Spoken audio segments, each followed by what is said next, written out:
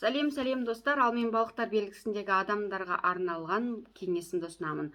3 мамыр күні Венера сіздерге екінші домға келіп тұр екен.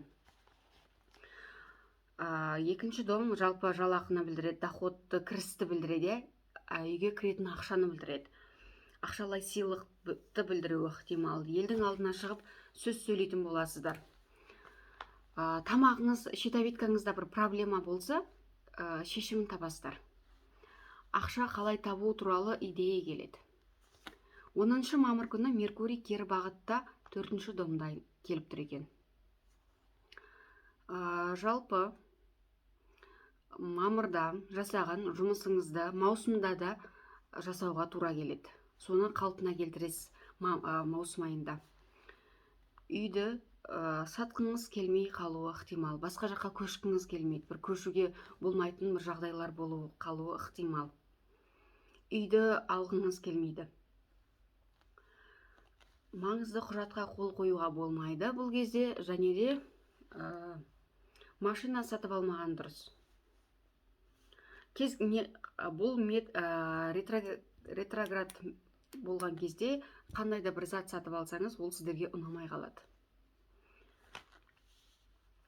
Егер үйлеріңізге заттар алсаңыздар, бір ақауы болады, немесе кешігіп келеді. Басқа үйге көшу қиынға соғады. Бір жағдайларға байланысты. Ал 11 мамыр күні Юпитер 2 домға келіп тұр екен.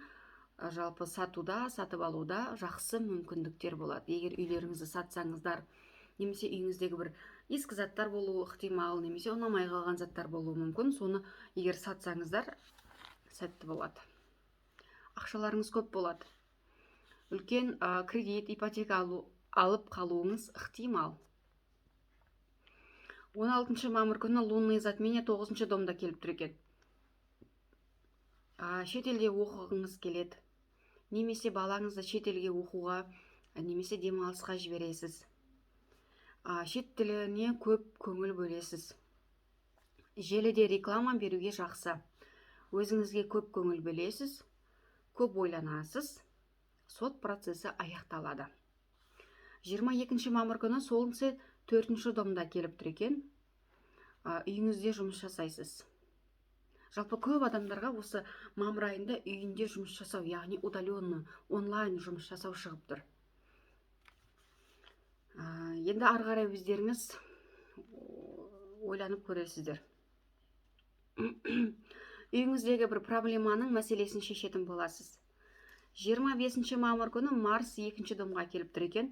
Ақша мәселесін ретке келтіресіз. Машинаны немесе үйді сатасыз, немесе сатып аласыз. Мемлекеттен немесе басқа адамдардан ақша аласыз. Дәрежеңіз өсіп, жалақыңыз көбейеді.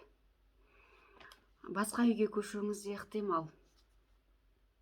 29 мамыр күні Венера 3 домға келіп тұр екен. Ақша мәселесі оңай шешіледі. Көршілермен, туыстармен, бауырлармен ара қатынасыңыз жақсарады. Жаңа курс, жаңа білім аласыз. Жаңа машинада алуыңыз ықтимал. Қонақ күтесіздер. Бауырларыңызда жақсы жаңалық болады. Ал 30 мамыр күні жаңа ай 4 домда келіп тұр екен.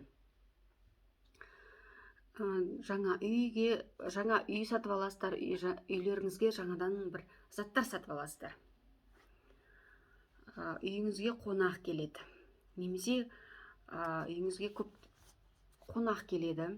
Немесе келін түсіресіз. Немесе келініңіз босанады. Немесе қызыңыз босануы ықтимал. Үйіңізді арендаға бересіз. Жалпы ақша мәселесі жылжымайды. Мүлік мәселесі мамыр айында сіздерге 1 орында тұр екен. Тыңдағандарыңызға көп рахмет. Бай бақуатты болыңыздар.